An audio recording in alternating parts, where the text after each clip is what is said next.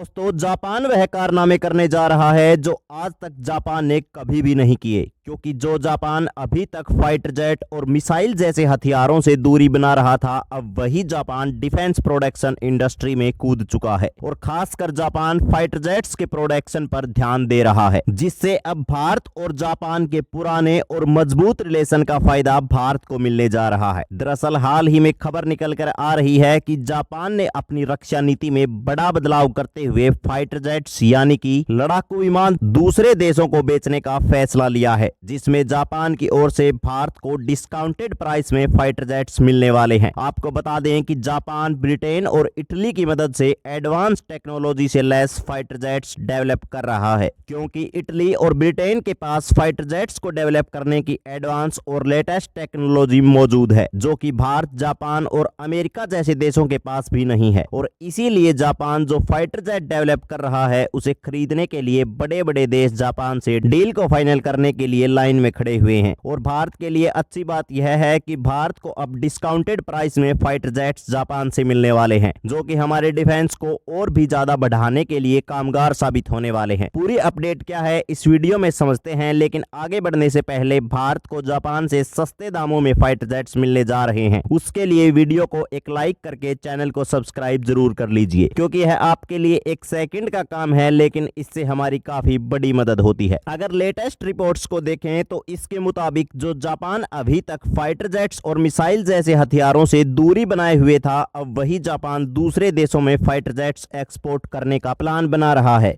और इसके लिए जापान, इटली और ब्रिटेन के साथ मिलकर लेटेस्ट टेक्नोलॉजी से लैस फाइटर जेट्स का प्रोडक्शन करने जा रहा है। और आपको बता दें कि जापान जिन फाइटर जेट्स के प्रोडक्शन पर काम कर रहा है, यह कोई मामूली और छोटे मोटे फाइटर जेट्स नहीं है, बल्कि यह फ्यूचरिस्टिक नेक्स्ट जनरेशन वाले फाइटर जेट्स हैं, जिन्हें इटली और ब्रिटेन की एडवांस टेक्नोलॉजी पर बनाया जा रहा है। यानी कि देखा जाए तो अब जापान भी ग्लोबल मार्केट में आर्म्स एक्सपोर्टर बनने जा रहा है, और इसमें भारत को जापान की दोस्ती का बढ़ चढ़कर फायदा मिलने वाला है, क्योंकि पिछले साल की रिपोर्ट्स को देखें तो भारत और जापान के बीच ऑलरेडी 21.6 बिलियन डॉलर का बायलैटरल ट्रेड हुआ है, जिसमें लगभग 16 बिलियन डॉलर्स के आइटम्स तो जापान ने भारत में अकेले एक्सपोर्ट किए हैं। यानी कि आप अंदाजा लगा सकते हैं कि ऑलरेडी भारत जापान से अपनी जरूरतों की ढेर सारी चीजें इंपोर्ट करता है। तो ऐसे में जापान जो नेक्स्ट जनरेशन वाले फाइटर जेट डेवलप कर रहा है, उसे भी भारत को सस्ते दामों में एक्सपोर्ट करेगा। और आपको बता दें कि जापान जो फाइटर जेट डेवलप कर रहा है, उसे एक्सपोर्ट करने के लिए जापान कैबिनेट से मंजूरी भी मिल चुकी है। इसके अलावा हाल ही में कुछ दिनों पहले हमने आपको एक खबर बताई थी कि जापान अब स्पाई शिप्स कम्युनिकेशन एंटीना की टेक्नोलॉजी भी भारत को ट्रांसफर कर रहा है, जिससे भारत अपनी नेवी पावर को और भी ज्यादा मजबूत कर सके और बैलिस्टिक मिसाइल और खतरनाक हथियारों पर नजर रख सके। और ऐसा पहली बार हुआ है कि जापान ने अपनी डिफेंस टेक्नोलॉजी भारत को ट्रांसफर की है। जहां स्पाई शिप्स के कम्युनिकेशन टेक्नोलॉजी को ट्रांसफर करने की शुरुआत हुए 1 महीने भी नहीं हुए हैं कि अब जापान खुद के द्वारा डेवलप किए गए फाइटर जेट दूसरे देशों में बेचने जा रहा है, जिसमें भारत को डिस्काउंटेड प्राइस पर फाइटर जेट्स मिलने जा रहे हैं। खैर, आपको बता दें कि जापान की टेक्नोलॉजी पर दुनिया के सभी देशों का इतना भरोसा है कि भारत के साथ साथ अमेरिका और जर्मनी जैसे देशों ने भी जापान में डेवलप किए जा रहे फाइटर जेट खरीदने की डील को फाइनल कर दिया है। और देखा जाए तो भारत के साथ साथ